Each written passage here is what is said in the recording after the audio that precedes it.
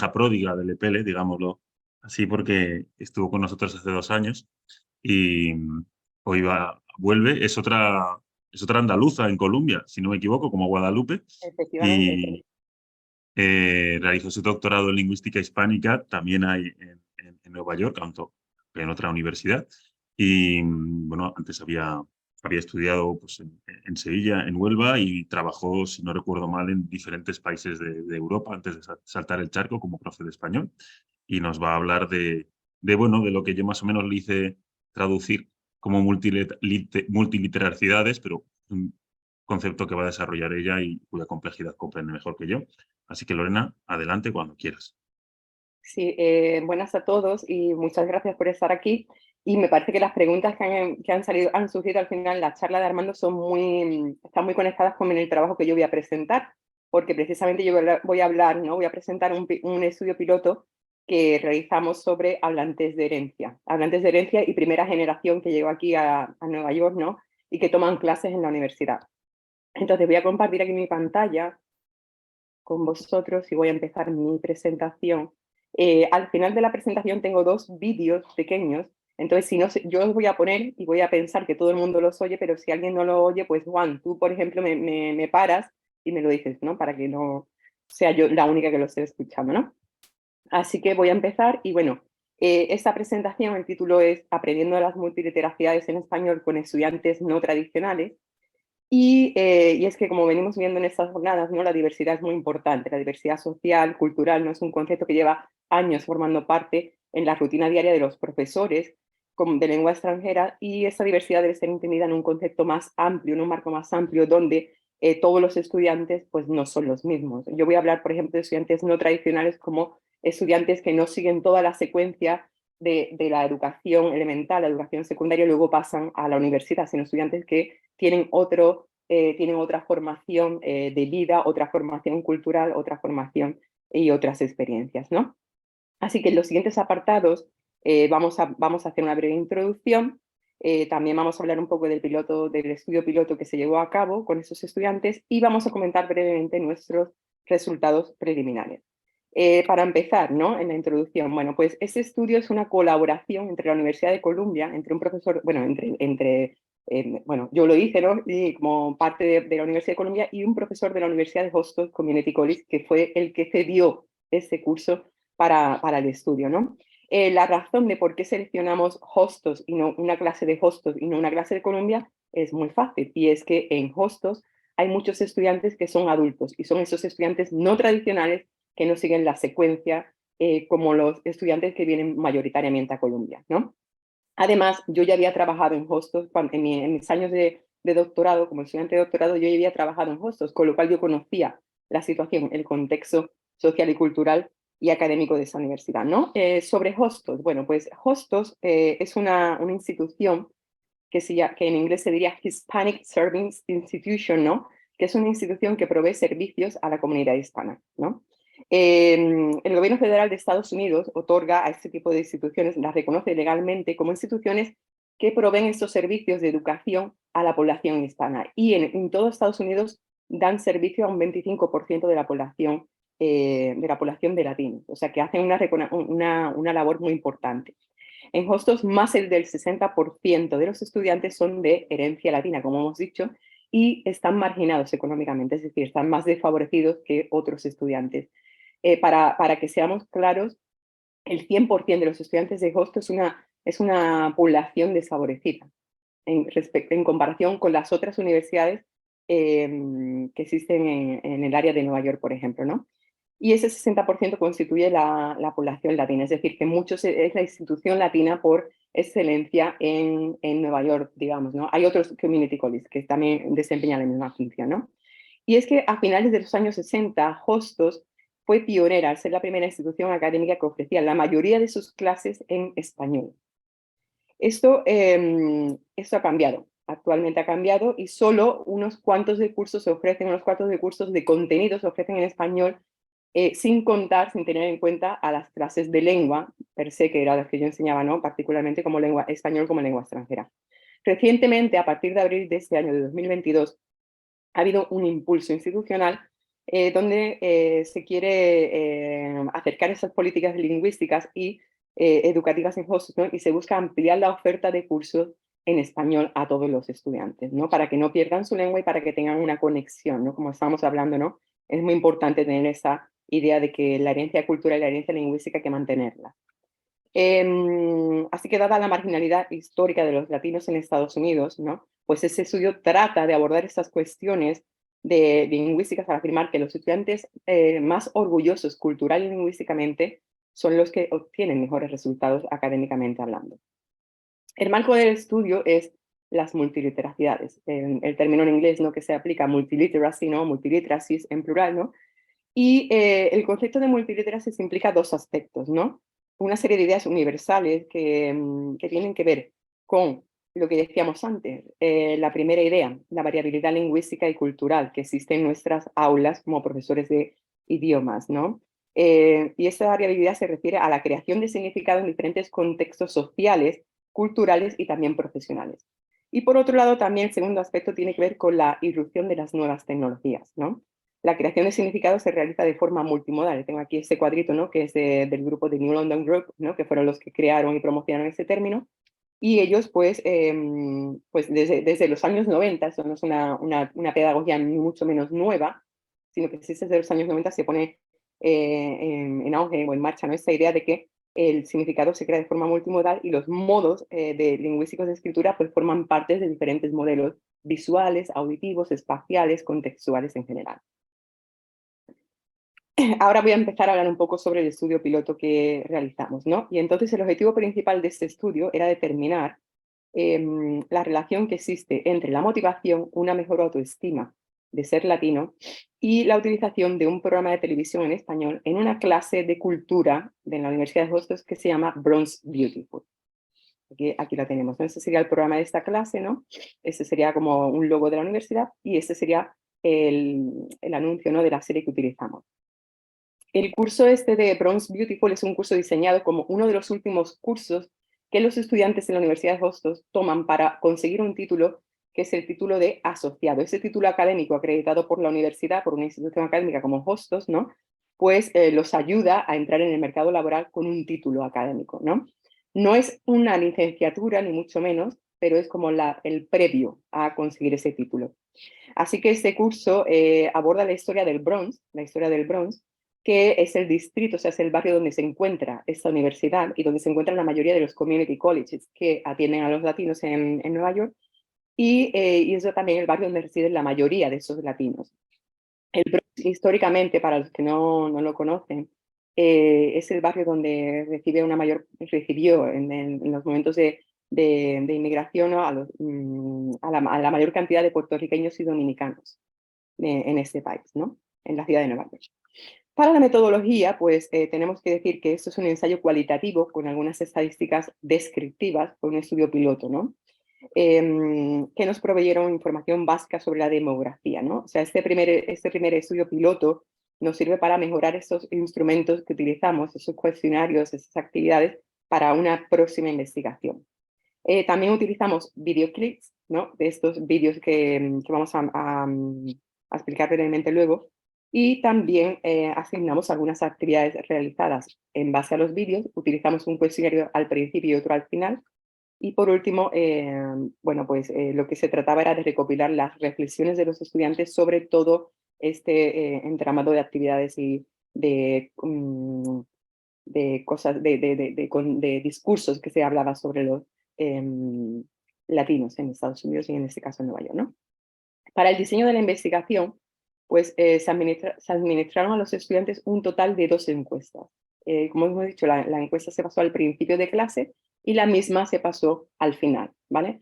La encuesta tiene 2 partes. Una primera parte que es sobre información, para tratar de tener una información demográfica de quiénes son los que están realizando ese estudio, y la otra parte es es un cuestionario más lingüístico, sobre actitudes lingüísticas hacia este curso y ahora lo voy a presentar un poco más adelante, ¿no? Y además se realizaron 4 actividades. Las actividades involucraron, bueno, esas son los previos, ¿no? Que se propusieron a los estudiantes, y involucraron una serie de videoclips, ¿no? De la serie HBO Habla Ya, donde una serie de hispanos de diferentes países comparten su experiencia como lo que significa ser hispano en Estados Unidos, ¿no? Entonces, algunos de los temas que se abordan en los vídeos tienen que ver con lo que estábamos hablando en la última presentación, en la discusión, ¿no? Con la discriminación racial, con los acentos y con el orgullo étnico-lingüístico de lo que significa ser hispano en un entorno hostil. Así que después de ver los vídeos, a los estudiantes se les pidieron una serie de asignaciones donde tenían que dar sus diferentes opiniones sobre los temas que se habían discutido en estos vídeos. Es importante mencionar que si bien el estudio se realizó en una clase, la participación fue completamente voluntaria y de hecho, pues estas encuestas y actividades pues se ofrecieron como una asignación extra a lo que ya era el currículum, al programa de la clase. Así que en la discusión de los resultados, ahora ya entro directamente, ¿no?, en lo que serían los resultados de este proyecto. Para empezar, en las características demográficas podemos decir así como a voz de pronto, ¿no?, que solo 10 estudiantes participaron de 20 que tiene la clase. Solo 10, ¿no?, porque era, como hemos dicho, era un estudio voluntario. La mayoría de esos 10 estudiantes eran de origen dominicano, ¿de acuerdo? Son hablantes de herencia y también tengo que decir que, bueno, en principio se trataba de que solo fueran hablantes de herencia los que participaron, pero entre ellos había 2 estudiantes que también eran primera generación. Primera generación quiere decir que son estudiantes que nacieron en Latinoamérica, pero que vinieron a Estados Unidos en algún momento de su edad y que llevan ya un tiempo aquí viviendo en ese país. Así que solo había 2 estudiantes de primera generación y el resto eran hablantes de herencia. Todos, el 90% eran dominicanos y solo había un estudiante, el 10%, que era una mezcla entre dominicano y puertorriqueño, ¿no?, curiosamente. Esta es la primera parte del cuestionario donde trata las cuestiones demográficas, ¿no? Y entonces me parece interesante resaltar la educación de los padres, ¿no? Entonces, para empezar, la educación de las madres fue reveladora, porque solo el 12,5% que tenemos aquí, este 12,5%, tenía un master's degree, o sea, un título de máster, lo cual quiere decir que solo ese 12,5% de madres asistieron a la universidad, mientras que el otro 12,5%, el máximo título que había obtenido había sido el de asociado, y el 25% había terminado estudios de instituto, ¿no?, lo que sería high school aquí. La educación de los padres era peor incluso que la de las madres. Es decir, ninguno había tenido, o sea, esos resultados de los padres de los estudiantes que habían participado, ninguno tenía experiencia en la universidad, con lo cual el 25% de los padres, el título más alto que tenían en el nivel de educación era el instituto, ¿vale? Habían terminado. Entonces eso nos parece muy relevante a la hora de saber con qué tipo de estudiantes estamos tratando, ¿no? Las encuestas previas, ¿no? Bueno, tuvimos las intervenciones, ¿no? Y entonces las encuestas, los cuestionarios que se pasaron al principio y al final del curso se utilizaron no solo para argumentar, ¿no?, para documentar las actitudes de los estudiantes hacia el dominio del idioma, la identidad lingüística, las experiencias en el país de acogida, en el país de Estados Unidos, sino también para evaluar los cambios, si hubo cambios, ¿no?, en dichas actitudes como resultado de esas intervenciones, ¿no? Las intervenciones consistieron en proporcionar a los estudiantes una serie de videoclips, como hemos dicho, ¿no?, de la serie HBO, donde los hispanohablantes de países del Caribe y de Latinoamérica pues comparten sus experiencias o sus perspectivas de lo que significa vivir en Estados Unidos. La parte más importante de esas intervenciones no es solo ver el videoclip, sino los comentarios, la reflexión de esos estudiantes. En las preguntas de la encuesta del cuestionario que se hizo al principio, pues abordan competencias lingüísticas tanto en español como en inglés, porque la clase tenemos que recordar que la clase era una clase que se impartía en inglés y la experiencia de este estudio fue impartir ciertas unidades en español, ¿no?, y darle esas actividades. Y se mostró que en esa parte lingüística del cuestionario, en esos resultados, que en la pregunta, por ejemplo, donde se preguntaba que si ellos querían estar en esa clase para aprender la gramática del inglés o del español, observamos que solo el 25% estuvo en desacuerdo con esa afirmación en el cuestionario principal que se pasó al principio, mientras que al final el 12,5% de los estudiantes estuvo en desacuerdo, lo cual significa que parece que hay un deseo de mejorar la competencia lingüística después de estas intervenciones pedagógicas que realizamos. De igual forma, sobre la afirmación de que mi español hablado no es bueno, ¿no? Vemos que el 75% de forma inicial no estaba de acuerdo con esta aserción, ¿no? Y al final, en el cuestionario que se pasó al final, que eran las mismas, pero tenían las mismas preguntas, ¿no?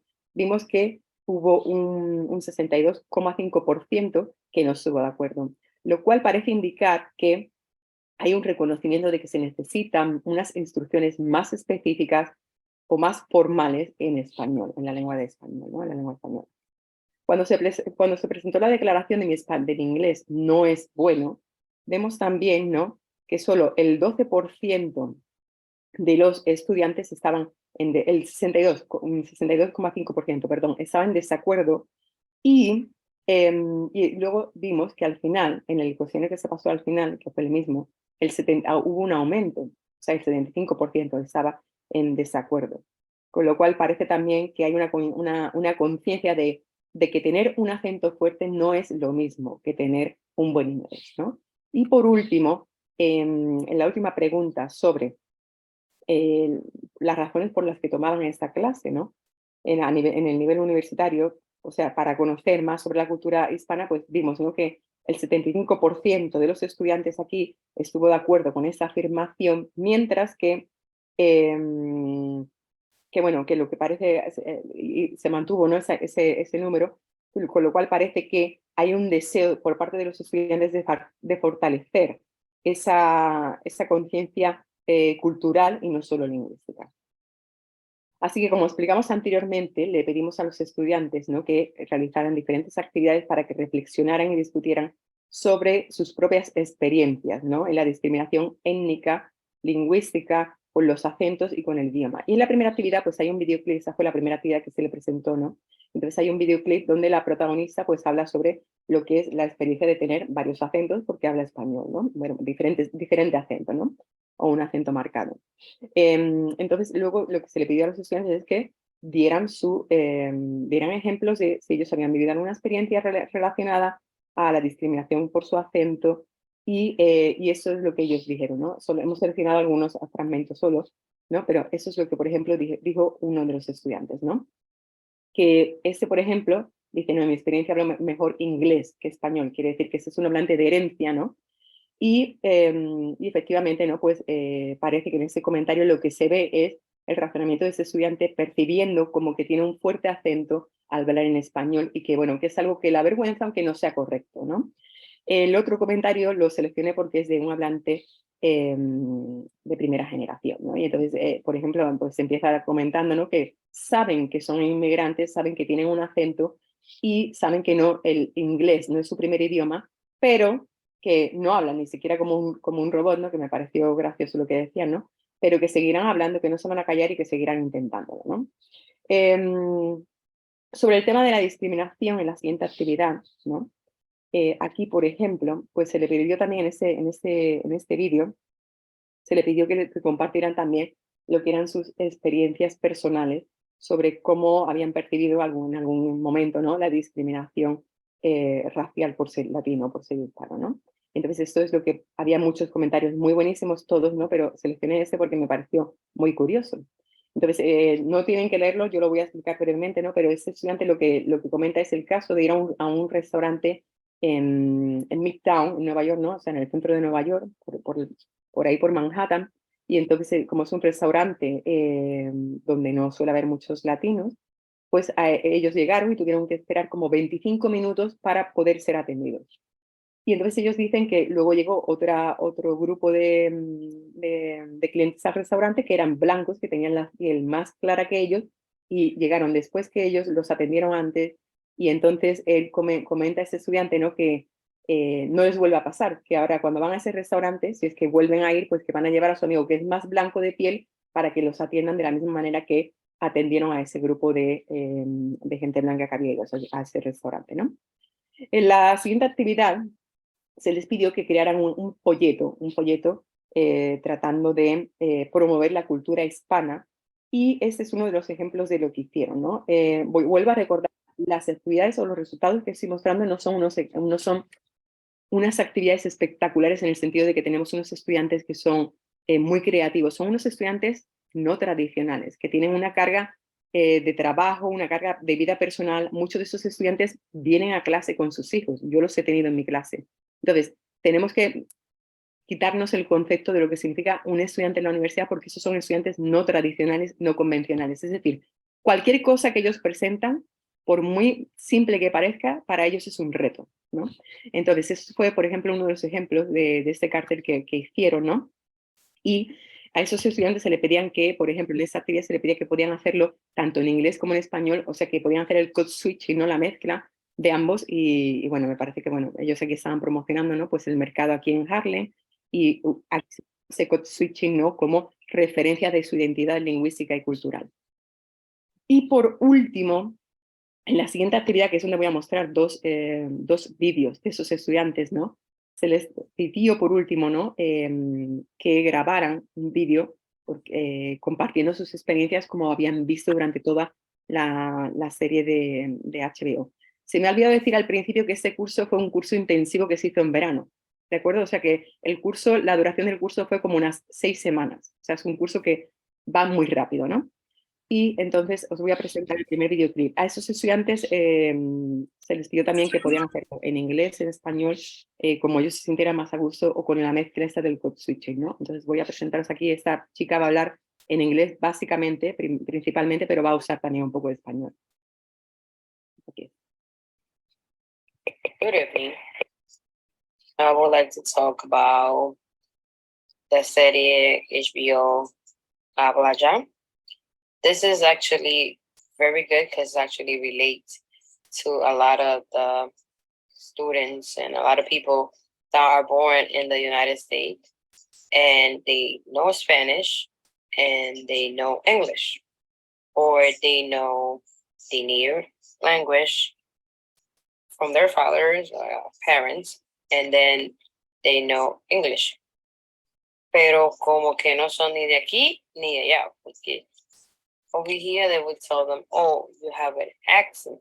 But when you speak the language from your parents, your first language from your parents, is different, is totally different. So this actually helped me a lot to understand what people go through. The other one is about Seville when he goes and they ask for his paper when he was U.S. citizen. It was very interesting because it happened to me and to my colleagues and friends, going to restaurants, going to places. It is actually the real truth of what actually happens sometimes. You're being discriminated because of your color skin or how you look or your hair, not because, you know, you actually are.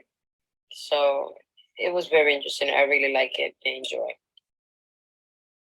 Bueno, pues este es un ejemplo típico de un hablante de herencia, de lo que podemos encontrar en hostels, donde, como hemos dicho, ¿no? Hemos visto en la primera actividad un comentario sobre el tema del acento, ¿no? Donde hay personas que hablan español bien, pero que sienten, ¿no? Ese prejuicio sobre que pueden tener un español que es más malo, y entonces por eso utilizan su primera lengua, su lengua no materna, ¿no? Pero la lengua de instrucción, la lengua que es más dominante, ¿no? Como en este caso para ellas el inglés, de forma más difusa, ¿no?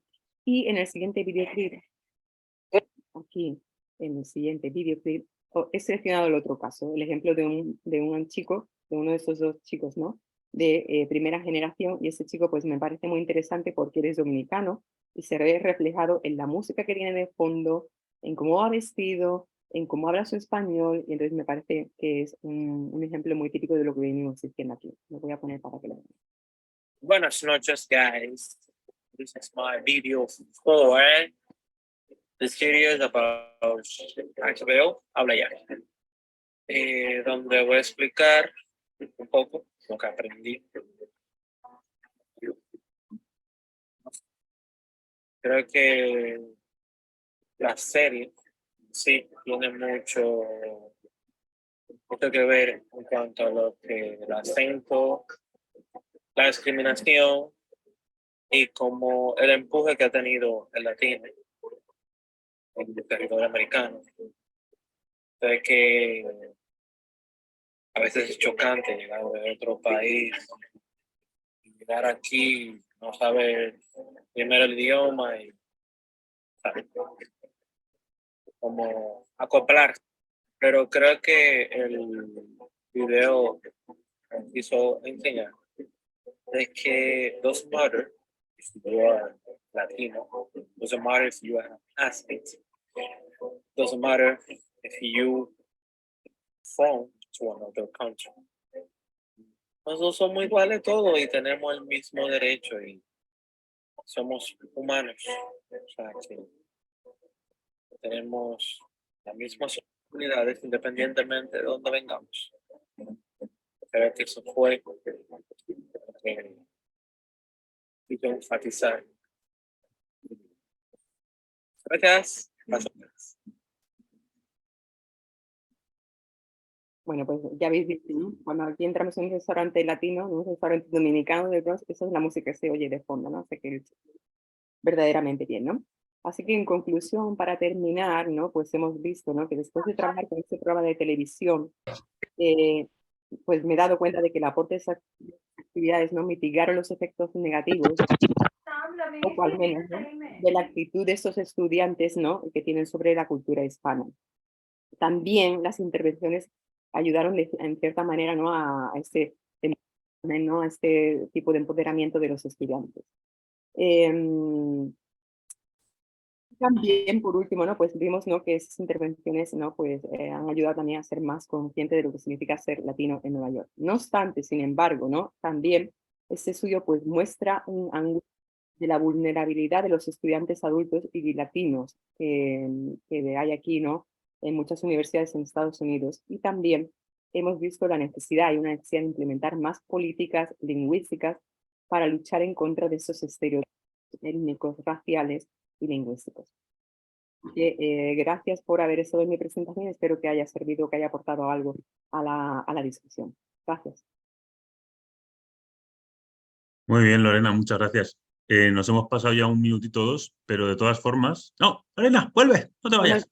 Quería compartir mi pantalla. De todas formas, vamos a aceptar una preguntita. ¿Alguien tiene una pregunta ahí, por favor?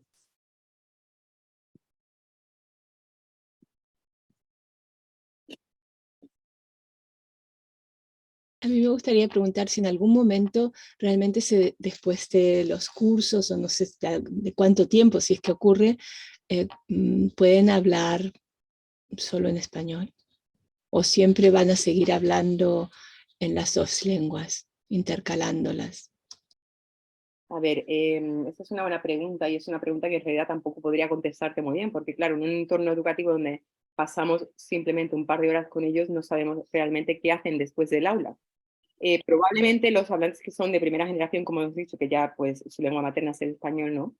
Esos van a seguir hablando el español más que el inglés. Y probablemente los hablantes de herencia que tienen esa desconfianza, ¿no? En su acento por hablar el inglés más, ¿no? En el contexto académico, habrán adquirido, o sea, lo que mostraron en esa actividad, en ese experimento, es que adquirieron una conciencia más real de que, bueno, de que pues no es malo tener un acento cuando uno habla otro idioma, sino al contrario, eso significa que uno es multilingüe o competentemente multicultural, ¿no? Pero la verdad no podríamos generalizar, no podríamos decir que ese estudio, porque se realizó en un curso de 6 semanas, en un curso intensivo, que hicieron una media real en los estudiantes y que los estudiantes cuando salieron de esa clase pues llegaron a sus casas hablando español. No, eso no es. Lo que sí se puede sacar de forma estadística, ¿no? Es que sí que reportaron un cambio en cuanto a el favorecimiento de poder hablar otra lengua y que, bueno, eso de que el acento importante pues tampoco era realmente una cosa tan obvia. Pero en un contexto en el que estamos en Nueva York, en un contexto latino como hay en el Bronx, ¿no? Los prejuicios son muy fuertes y no solo en la universidad, sino en la vida diaria, la vida cotidiana, en los restaurantes, en la familia, en el trabajo. Entonces es difícil poder vencer ese tipo de estereotipos con un experimento de solo 6 semanas. Es una cuestión solo de una vez, no es algo que se sigue, no es un proyecto a largo plazo, o sea, fue una cosa aislada. Fue un proyecto piloto, como he dicho al principio, ¿no? Que se trata de llegar a una investigación más amplia en un futuro, pero claro, ese estudio se hizo en una clase que duró 6 semanas con unos estudiantes determinados que no van a volver a estar en ese curso de nuevo todos. Entonces fue un experimento, un pequeño experimento y una pequeña experiencia que tratamos de realizar para tantear el terreno y ver qué podíamos encontrar. Gracias. No, Muy bien, Lorena, pues muchas gracias. gracias a vosotros. Y hasta la próxima, que puede ser dentro de 2 años o dentro de 1 o dentro de menos, igual 2 EPs al año va a ser lo que sea. Muy bien, ahora sí ya puedes dejar de compartir y hacer lo que... Vale, ya está. Muy bien.